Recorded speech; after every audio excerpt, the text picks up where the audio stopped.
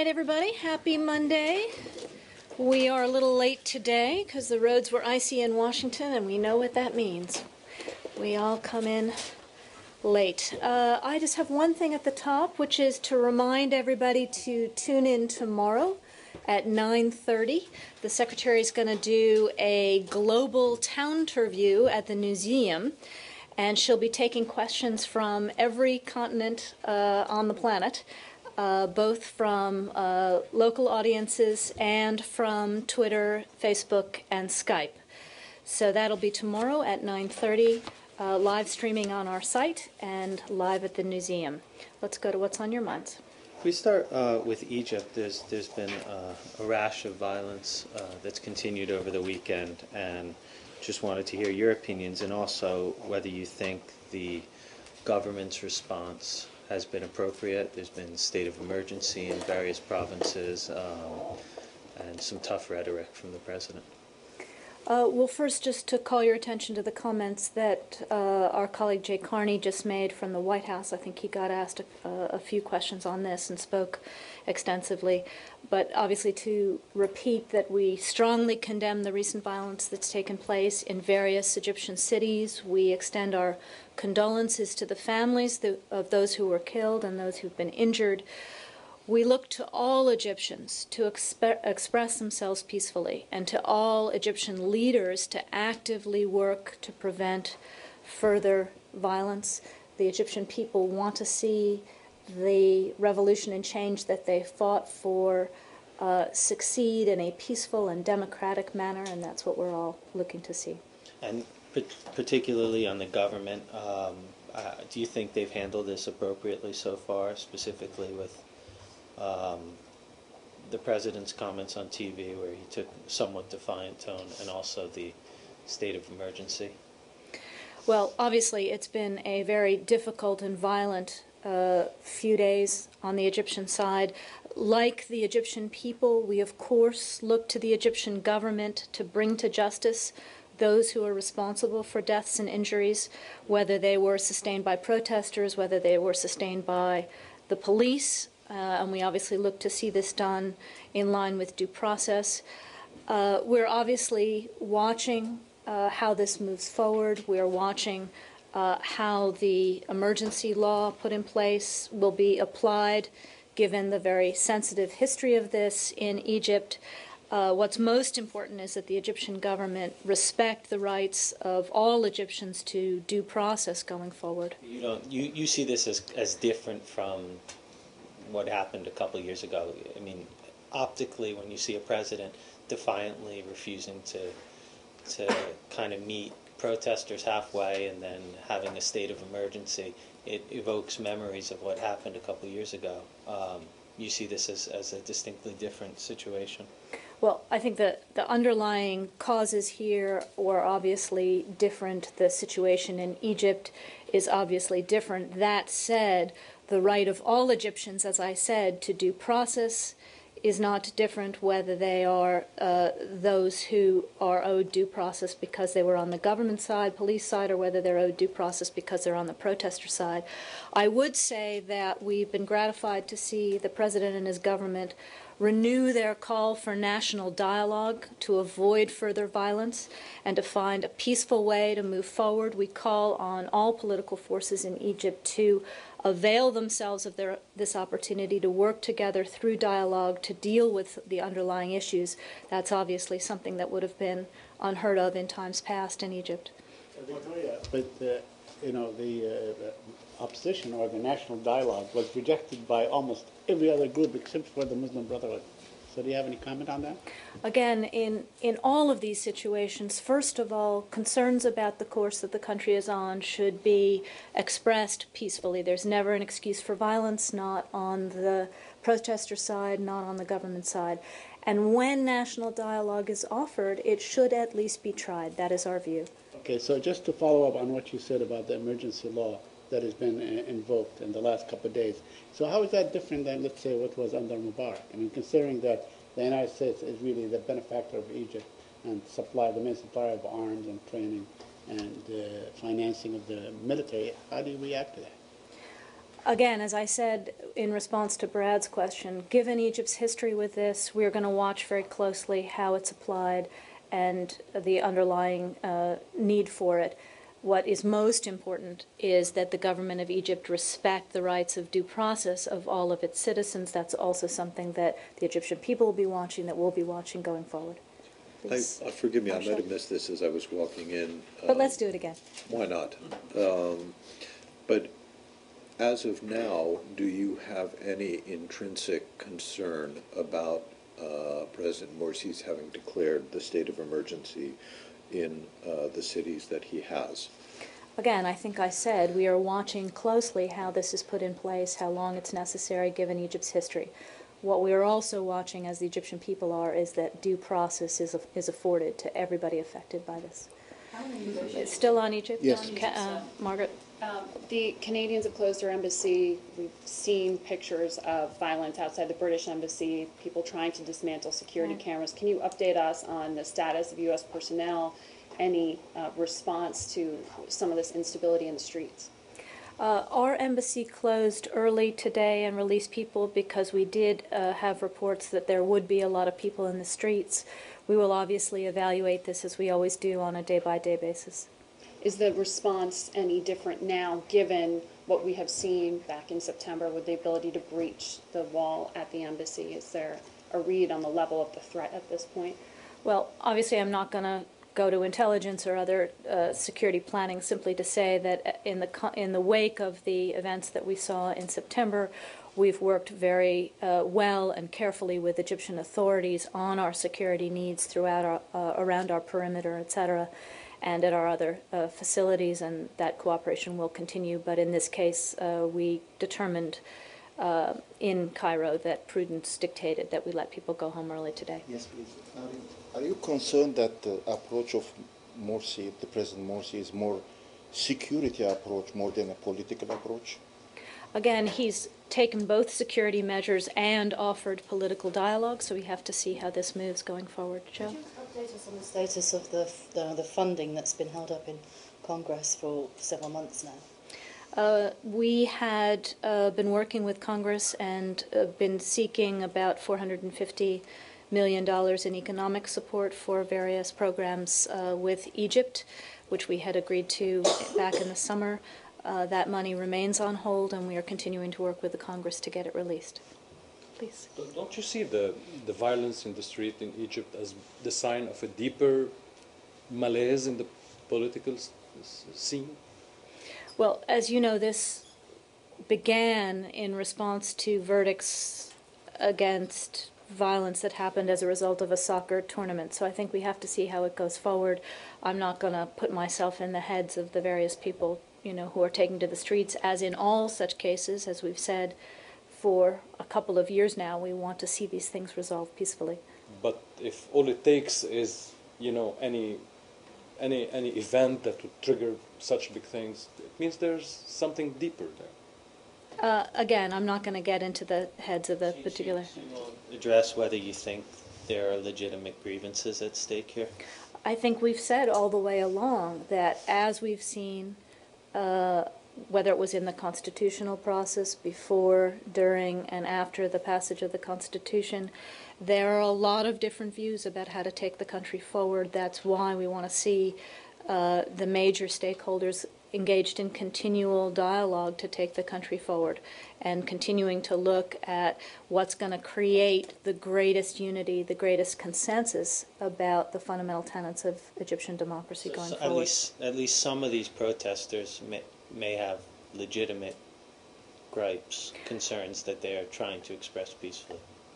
Again, we support peaceful protest, whether you are protesting soccer verdicts or whether you are protesting the basic tenets of your country's democracy. It's when protesters turn violent, when governments resort to violence, that we have issues of concern here. So we want to see all of these issues in Egypt resolved by peaceful means, protesters being peaceful, and folks availing themselves of opportunities for dialogue. Please. Are you in touch with other factions or fractions beside the authorities?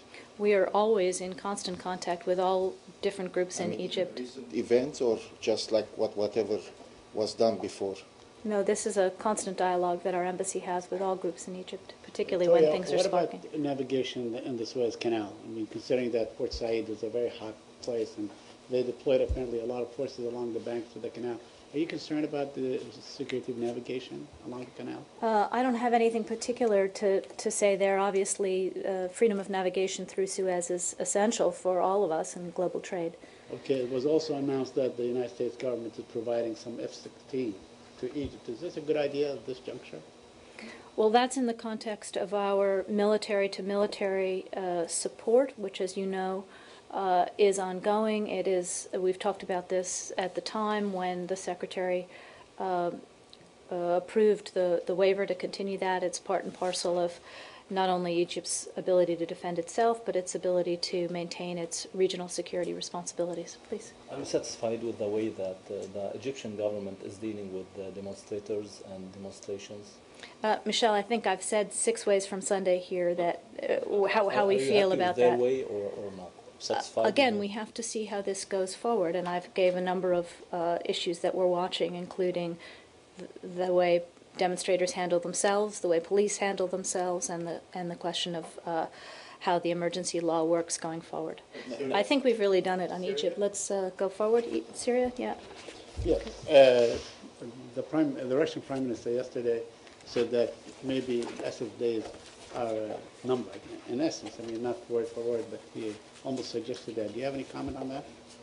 Other than saying perhaps the Prime Minister is coming to see what most of the Syrian people and most of the international community have known for some time, that Assad has not only lost his legitimacy, but the days for his regime are numbered. So you still subscribe to the fact that his days are numbered, despite what, let's say, the Foreign Minister of France said last week, that his days may not be numbered after all? We consider this a matter of time. What we want to do is continue to work with the Syrian opposition to hasten the day that we're involved in a democratic political transition, because that's in the best interest of Syria and in the region. Lastly, have you heard anything about the well-being of Mr. Brahimi? So there were suggestions in the Arab press that he may have suffered a stroke. I think his office has denied that. Have they? I didn't see either the concern or the denial, but I don't have any reason to doubt his health. Togla? Do you have any update about the chemical weapons issue? I mean, because according to the Israeli press, U.S. administration asked Jordan and Turkey to take responsibility of these chemical weapons in post-Assad regime, post-Assad period. What question are you asking? U.S. is expecting from Turkey and Jordan to deactivate or distract or take over of all the chemical weapons. I don't have anything to share on that. I think you know that we are all in the international community talking about our need to not only be absolutely clear in setting common red lines about the consequences of using chemical weapons, but our expectation that the Assad regime will maintain careful stewardship of them if and when we get, as we get to a political transition. We're all going to have to work with the future leaders of Syria on dealing with the residual weaponry of the Assad regime, including the chemical weapons. Do you have any reaction? Let me ask this way. Are you cooperating with those neighboring countries to dealing with this current risk in terms of the chemical weapons? We have made clear that we are engaged in all manner of contingency planning with not only Syria's neighbors, but with countries throughout the international community who have expertise in dealing with these weapons. Do you have any reaction to the Israeli Prime Minister's threat that they will strike if they feel that chemical weapons are about to be used? We've seen various different comments from Israel. Most of them appear to be in line with the same kinds of warnings that President Obama's been given, that obviously this would cross a very, very serious red line for us, for other countries in the international community. Please. Do you see the Medvedev remarks as signaling any change in the Russian position? Look, we're all constantly hoping that Russia will not only see the writing on the wall, but will join us in the international community in increasing the pressure on the Assad regime. And there are a number of steps that Russia can take. It can firmly and publicly cut off the regime's supply of Russian weapons, especially attack helicopters. It can cut off Assad's circle of access to Russian banks. It can actively support a political transition and work with us on who can come next, who can keep the country united and take it on a democratic path. So there are plenty of things that Russia can do if, in fact, it is concerned about the writing being on the wall now. But do you see those remarks as signaling any change, or not yet? Again, I think I'm going to send you to the Russians, but he was pretty clear that they are not seeing, a lot of longevity here for Assad. The Russians said what they said, but do you see this as a change of position?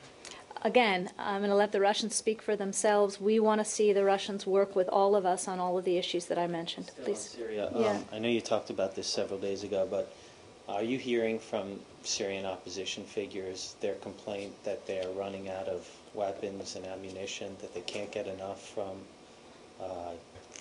Turkey and from Gulf states anymore?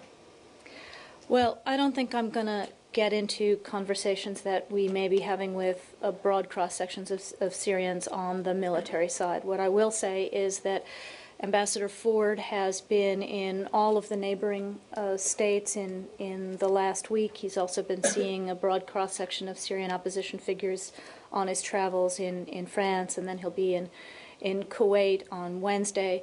And we're hearing a lot of concerns on the humanitarian side, particularly that the regime is restricting the ability of the UN to get into places that it controls, and that we need to do a better job of having access to parts of Syria where the regime is no longer in control, because UN and other agencies are having difficulty getting in there. So that all of those questions will be very much the center of focus when we have the humanitarian conference in Kuwait.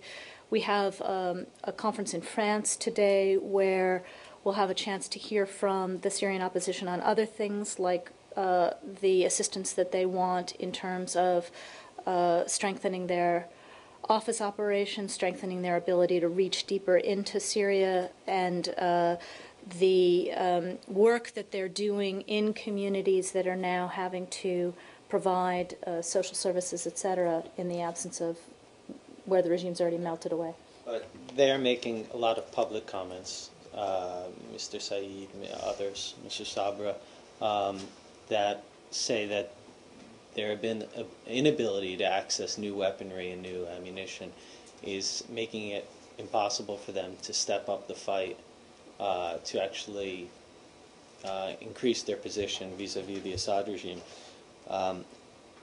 Is that something you're concerned about? Does that change your assessment at all about the Assad regime's days being numbered?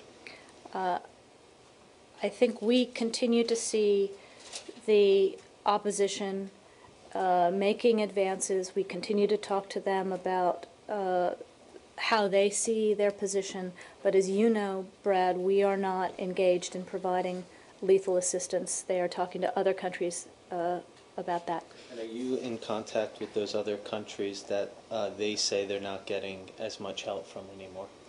We've made clear for many months that we are endeavoring to collaborate across the international system, particularly with those countries who are the major donors for the opposition, whether they're giving on the lethal side or the non-lethal side, to ensure that we are maximizing the impact of the support that we are giving, and that we are also doing our best to keep the flow open to the legitimate political opposition and keep it out of the hands of extremists and others like al-Nusra, who just want to exploit the instability for their own purposes. So certainly we're in dialogue.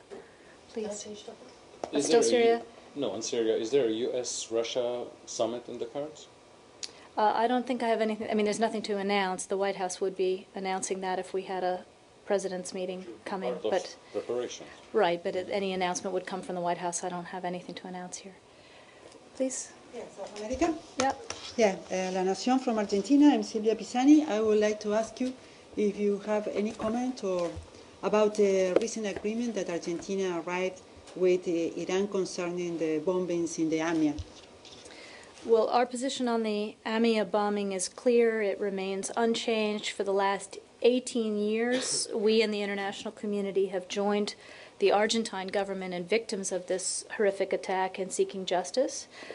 We continue to stress that the Iranian government has a responsibility to cooperate fully with Argentine authorities in seeing the perpetrators are brought to justice. Obviously that has not been something that the Iranians have been forthcoming about, but we'll continue to make the points publicly. So is this a step in the right direction that they're going to engage in this process? To engage in a truth commission? Yes, because it doesn't necessarily lead to, usually such commissions don't actually lead to prosecutions. You just tell the truth and, so, I mean, is this a step in the right direction or not? Or do you not know? Well, I think, we all obviously have all wanted to see the perpetrators brought to justice. So if the Argentine government thinks this might take us closer to that, then we'll have to see. From Afghanistan? Yeah. The Afghan Foreign Ministry is saying there will be talks in Kabul at the weekend on an immunity deal. They seem to be close to having sorted out the differences. I wondered if you could confirm that and tell us what you'd be hoping for.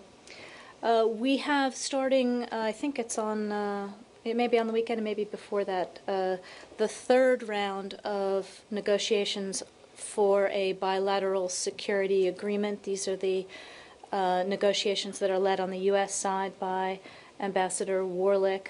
This is with regard to the legal basis for our security support after 2014. So we're obviously hoping that we can make some progress following up on the meeting of the two presidents, but we've also made clear that we expect that this is going to be a negotiation that's going to go on throughout the year. Oh, okay. So there's nothing you're not going to be signing anything then at the weekend. That would be fantastic. That would be magical. But I think this is a very complex deal, and I think it's going to take some time. Could you outline some of the issues that are still at the heart of the problem?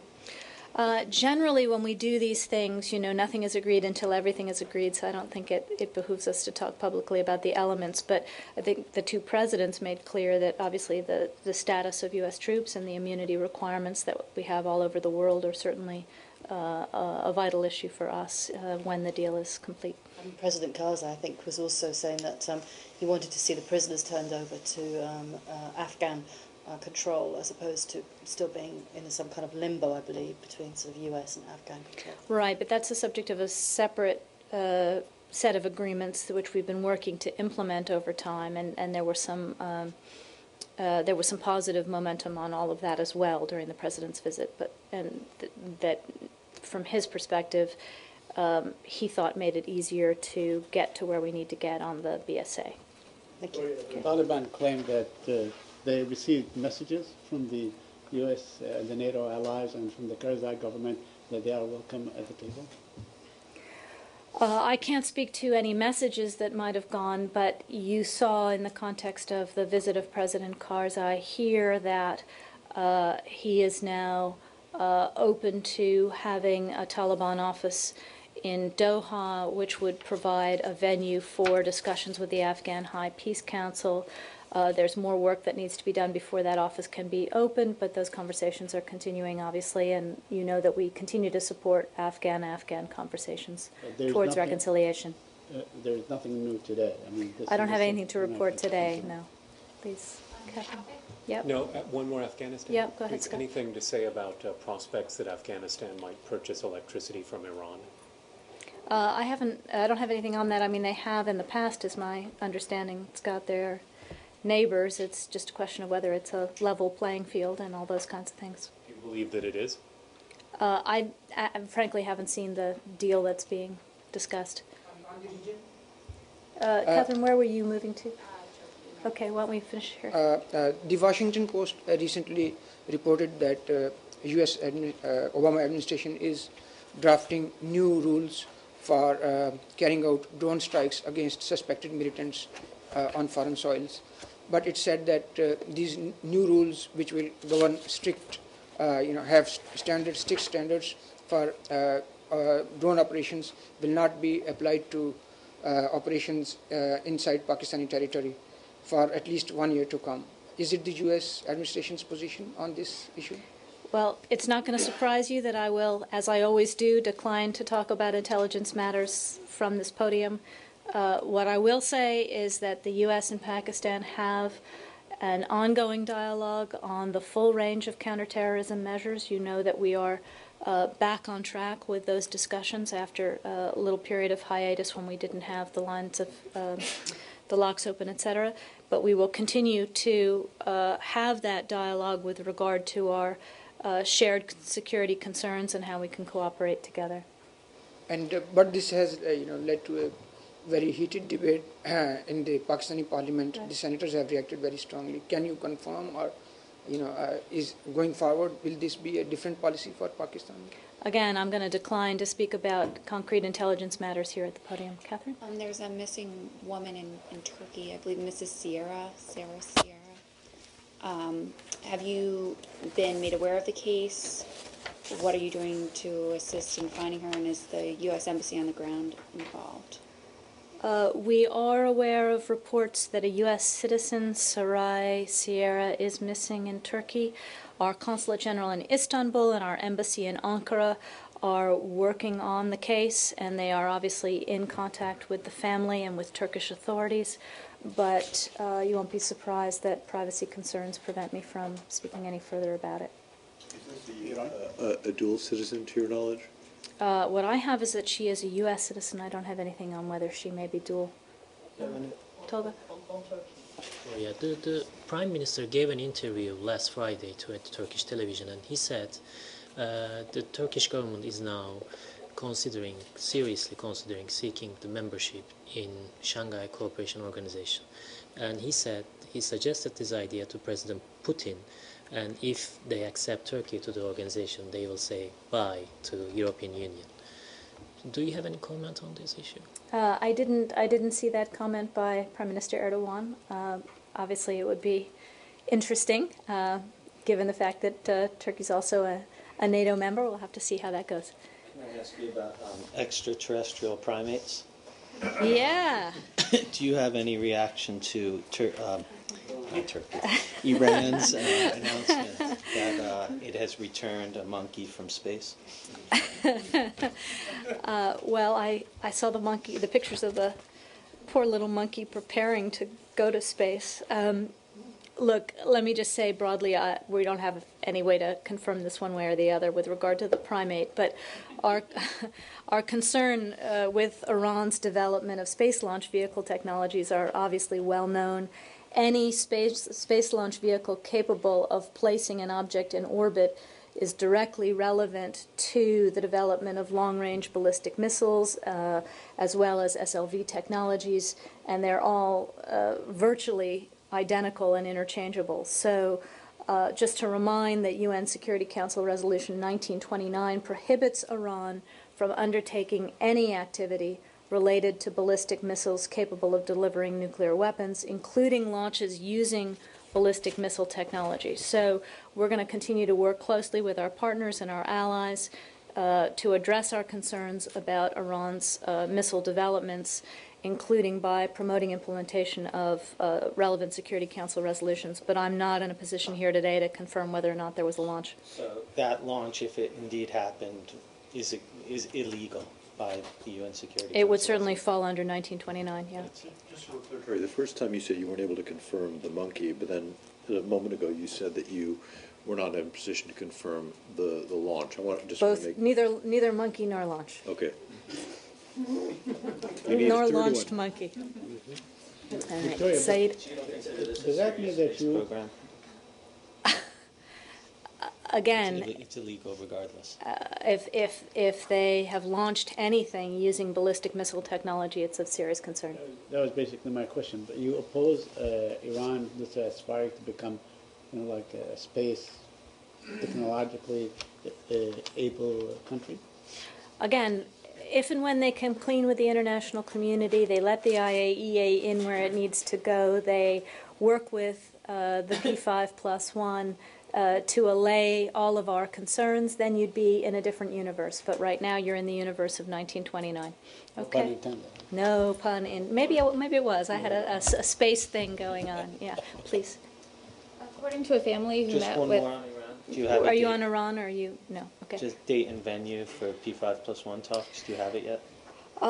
We do not. Talks are ongoing. As you may know, the P5+1 offered January 28 and 29 in Istanbul, an offer that Iran did not accept.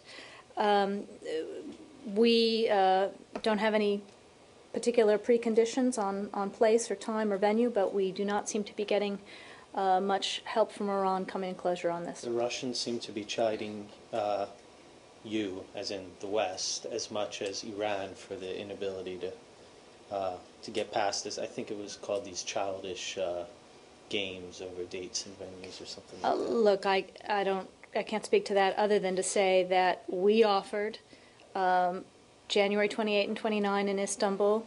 The Iranians did not accept that. We've now offered another set of dates and another range of venues in February, and we're waiting to hear from the Iranians. So ball in their court. What dates and venues? We'll let you know if they're agreed, but right now we're still working it. And Toria, why not just agree to meet them anywhere, anytime? Why does the venue matter so much? Well, I don't think we're going to Tehran, for example, so, you know. But why not anywhere except Tehran? I mean, Look, why is the venue so very important? Why not take that away as a negotiating tactic for them? Well, we have to ensure that it's a venue that's not politicized in and of its own right? But other than saying we believe that we've been extremely open and flexible both on dates and venue, and the Iranians don't seem to be able to come to closure, I think you know what we're trying to do, which is to get to a place where both sides feel comfortable, can come, and we can see what we can do. What are the Iranians offering? I mean, is Tehran one of the options they've offered you? I'm not going to get into it beyond saying that we think that we've been quite open about dates, about venue, and they have not been able to come to agreement with us yet. Scott? Change time. Yeah. Mali. Yeah. As the French forces and West African forces push Islamists, AQIM, north, is the United States working with Algeria to ensure that the Algerian-Malian border is secured so that these Islamist AQIM folks don't just keep moving north? Well, we have obviously been working with Algeria all the way through. It has its own ties into northern Mali, its own view on the situation. As you know, when the Secretary was in Algiers in October, this was a very intense topic of conversation. We've obviously been in conversation with them since, and particularly in light of the hostage-taking of a week and a half ago. Just to confirm what you've probably already seen, that on the French wish list of ISR, lift, and aerial refueling, we have now gone forward as well with the aerial refueling, and that has begun. Is it still your... Is it still your position that there can be, that there should be new elections on schedule, which I think is like April, and is that reasonable given what's going on there now? Well, as you know, we have said all along that there has to be more than a purely security solution to the problems in Mali, that the security track and the political track have to go hand in hand, that a key component of returning stability to Mali includes new elections and overturning the results of the coup firmly. The date had been in April. I think obviously we're not going to prejudge whether security is going to be restored in a manner that's going to enable that. What we want is a national unity conversation about what's appropriate and security standards so that elections can go forward as soon as possible. Just to go back to your previous answer, do you believe that in agreeing to provide air-to-air refueling capability for French aircraft over Mali or traveling to Mali, that you are becoming, that the United States is becoming a co-belligerent in this conflict? Well, obviously we had a number of legal things to work through, which is what took a little bit of time. With regard to the precise legal underpinnings here, I'm going to send you to our brothers and sisters at the Department of Defense. What I will say is that the U.S. military is not going to be engaged in combat operations in Mali. and we don't expect U.S. forces to become directly involved on the ground in combat either. So this is a discrete set of missions in support of our French ally in the efforts that they are making to support the people of Mali. Please. Great. Can you give us an assessment of what's happening on the ground in Mali? Because there are reports that fighters have been expelled from Gao, airports and roads around Timbuktu, and this building had guided us towards that definition, the U.S. definition of stability, including expelling rebels from those two particular towns. Well, let me start by saying I think with regard to the precise ground situation and the advances that French and Malian troops have been able to make, you're going to get the best ground information from the French, obviously. But we've obviously seen the reports that French and Malian forces now control all the access roads to Timbuktu, including the roads in and out of the city and the airport. We're awaiting confirmation of these reports from the French or from others. We've also seen reports that French troops have seized and secured the entrance in the airfield in Gao, and we have unconfirmed reports that the terrorist elements have left Kidal, but beyond that I don't have anything specific. We're also not able to confirm this report of damage to the historic library in Timbuktu. Please. Mm-hmm. According to a family who met up with Ambassador Davies during his trip in Japan, he stated that he believes North Korea will launch a nuclear test. Is this the assessment of the U.S. government? Well, I can't speak to what may or may not have been said in a private meeting that Ambassador Davies had earlier today in Tokyo with executive members of the Association of the Families of the Victims Kidnapped by North Korea. That was one of the meetings that he had today, in addition to seeing Deputy Foreign Minister Saiki and Foreign Affairs Director General Sugiyama on the full range of North Korea issues. I will say what he said publicly once again, that the statements that North Korea has made have been needlessly provocative, and any test would be a significant violation of UN Security Council resolutions. And as we said in Resolution 2087, we will take significant action if they launch.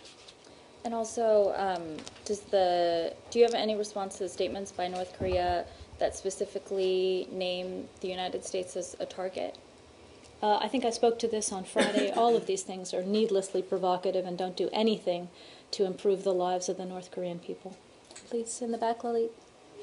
On Headley case, has Indian government officially expressed its opinion or disappointment on the judgment of Headley case to the State Department? I'm going to send you to the Indian government for their view on this. You know that we spoke to this on Friday, expressing our satisfaction with the long sentence he was given, as well as the cooperation we received in the context of this in terms of prosecuting others.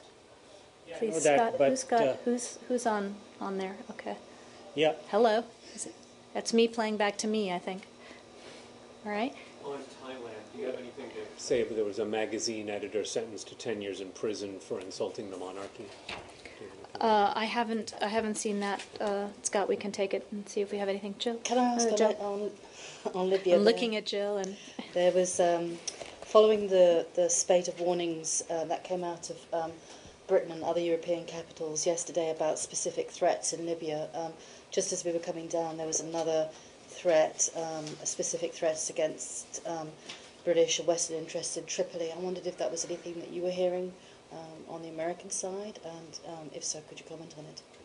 Well, we spoke on Friday to our updated warnings to Americans with regard to Benghazi and other parts of Libya. I think you know that we're still in reduced staffing at our mission in Tripoli and have taken a series of very significant measures to ensure that our embassy there remains secure. But you haven't heard anything specifically today? So I don't have anything new to share with you other than what we've been saying all the way through. Lily? The Chinese are seeking U.S. help on the number of their human rights activists who are here in the U.S., they say they are fugitives and they want them back. Have you received any request on the number of those those Chinese who are living in the U.S. and the Chinese want them back? I don't have anything on that, Lily. Why don't you give us a little bit more specific information afterwards, and I'll see if there's anything I can share. All right, thanks everybody.